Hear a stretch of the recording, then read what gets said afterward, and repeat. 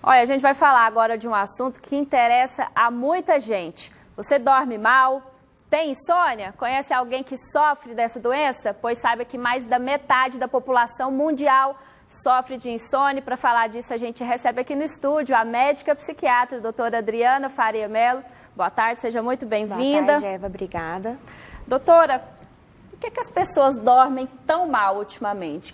Já que metade da população mundial sofre dessa doença, desse incômodo. É uma doença, é um incômodo, é um distúrbio? O que é insônia? Então, a insônia é considerada hoje um distúrbio que tem várias causas, né? Ela é multifatorial e uma das causas é ambiental.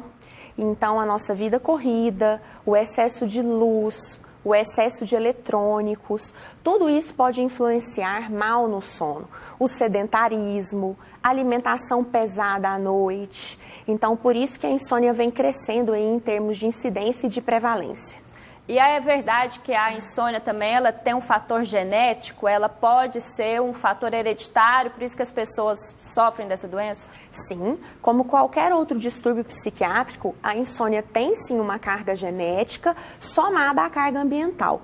Então, se a sua família apresenta insônia, você tem uma chance maior, está mais predisposto a vir apresentar o problema. Se você tiver alguma dúvida, mande então aqui no nosso WhatsApp, 3201-7700. A doutora Adriana vai responder a sua dúvida aqui sobre insônia.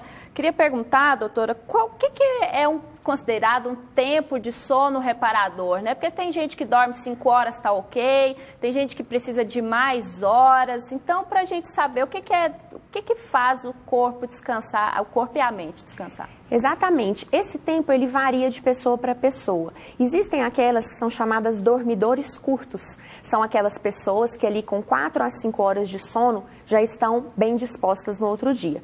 E do outro lado existem os chamados dormidores longos, que são os que já necessitam de 8 a 10 horas por dia. Mas qual parâmetro usar então para saber se você dorme bem ou não? Se você dorme bem, se você não tem dificuldade para iniciar o sono, se quando você acorda à noite você logo volta a dormir e se você não acorda muito cedo na madrugada. E desde que você esteja bem disposto para fazer suas atividades no outro dia. Então o parâmetro é individual.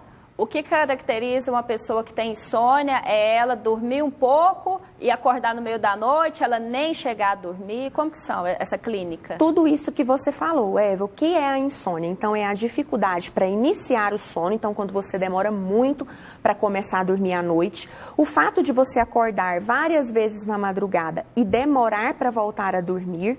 Ou o fato de você acordar muito cedo. Então, qualquer um desses parâmetros já caracteriza a insônia, desde que isso seja recorrente, ou seja, mais ali de 3 a 4 vezes na semana. Porque de vez em quando, não dormir tão bem, é normal. Essas questões pontuais que a gente tem do dia a dia, às vezes passou um dia estressante, aconteceu uma doença na família, aí isso certamente rouba um pouco do sono da gente. Isso não caracteriza insônia? Insônia como doença psiquiátrica, não. Para ser caracterizada insônia, ela tem que ser recorrente, ou seja, ocorrer ali mais de 3 a 4 vezes na semana, por alguns meses. O que não quer dizer também que a insônia aguda não possa ser tratada. Se você está passando por um problema que está roubando seu sono, te deixando muito preocupada, mesmo assim a gente já pode instituir algum tratamento para que a pessoa não sofra tanto no outro dia. Todo o tratamento da insônia, ele é medicamentoso? De forma alguma. Pelo contrário, o início do tratamento é com medidas comportamentais. Então, vai ser ensinar o paciente a voltar a dormir. Né? Ver quais fatores estão impedindo esse sono adequado e a gente vai tentar consertar. Como, por exemplo, sempre acordar no mesmo horário, não ficar na cama até muito tarde. Quem tem insônia não deve dormir durante o dia. Muitas vezes o paciente não dormiu à noite e tenta recuperar com alguma soneca, algum soninho de dia. E por menor que seja, ele pode acabar comprometendo novamente o sono do paciente.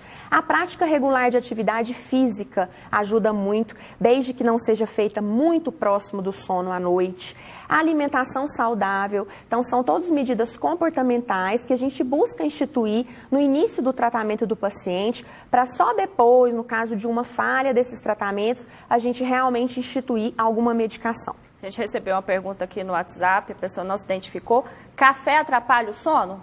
Sim, cafeína, assim como qualquer outro agente estimulante, pode atrapalhar o sono. Então, o que a gente indica? O café é totalmente contraindicado de forma alguma. 1, 2, até 3 cafezinhos, tomado ali até por volta do meio-dia até as 14 horas, não costuma atrapalhar, porque dá tempo dessa cafeína ser metabolizada. E o que a senhora falou sobre alimentação e sobre exercícios físicos? Existe uma alimentação específica para cuidar do sono? Evitar a cafeína, por exemplo, é uma delas, o excesso de cafeína.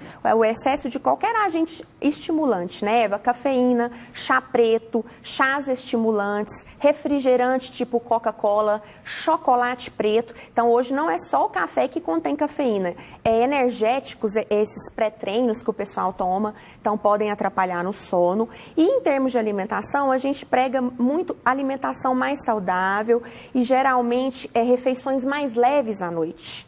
A gente recebeu uma outra pergunta aqui, o Renan Moreira.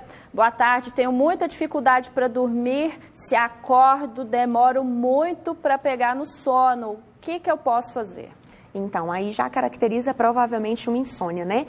A dica para o Renan é instituir todas essas dicas que a gente falou aqui e se realmente não funcionar, a gente vai necessitar provavelmente de uma medicação para controle de sono. Tá chegando muita participação aqui. Boa tarde, meu nome é Patrícia, eu tenho depressão desde os 7 anos de idade e há mais de 20 anos que eu não consigo dormir sem medicamento antidepressivo. Tem algum medicamento que eu possa tomar quando eu deixar de tomar esse antidepressivo? Uma das causas de insônia crônica são distúrbios psiquiátricos. Então, paciente que tem depressão, ansiedade, por mais que já faça o tratamento da doença de base, muitas vezes sobra como um resquício a insônia. Quando o paciente estiver completamente tratado e for retirado a medicação antidepressiva, tem sim. Hoje nós temos medicações que são apenas para induzir sono, que a Patrícia vai poder se beneficiar delas. Pessoal perguntando, o uso do smartphone à noite atrapalha o sono? Com toda certeza. Qualquer tela, a tela emite um comprimento de luz que entra na nossa retina e inibe a liberação do nosso hormônio do sono, a tão famosa melatonina. Então, eletrônicos, e quanto mais perto do rosto e mais perto da hora de dormir, vai inibir a liberação natural do nosso hormônio do sono. A gente fazer aquela preparação para o sono, ela é correta? O quarto escuro, sem a luz, sem TV ligada, já ir se afastando dos eletrônicos, como a senhora disse, a partir de um determinado horário, isso faz sentido? Mais do que correto, Eva. Fazem parte das medidas de higiene do sono, o chamado ritual do sono, que na verdade a gente deve instituir até para os recém-nascidos. Então, um quarto aconchegante, temperatura ideal, nem muito frio, nem muito quente. Luz ambiente, quanto mais baixa, melhor. Evitar o uso de eletrônicos ali por volta de 2 horas antes da hora de dormir e praticar atividades relaxantes. Uma leitura tranquila, que não seja estudar, práticas de meditação, chás calmantes, tudo isso ajuda próximo da hora de dormir. E para quem quiser umas dicas finais aí, para poder regular então a qualidade do seu sono, cuidar da alimentação, exercícios físicos, não muito tarde... Exatamente, Eva. É o que a gente deve sempre enfatizar. Então, medidas comportamentais simples, desde que feitas corretamente, todos os dias, que façam parte da rotina, costumam sanar, costumam melhorar grande parte dos problemas de sono. Tá certo, a gente agradece aqui a participação da médica psiquiatra, doutora Adriana Melo Faria Melo. Muito obrigada pela sua participação e uma boa tarde. Obrigada a você.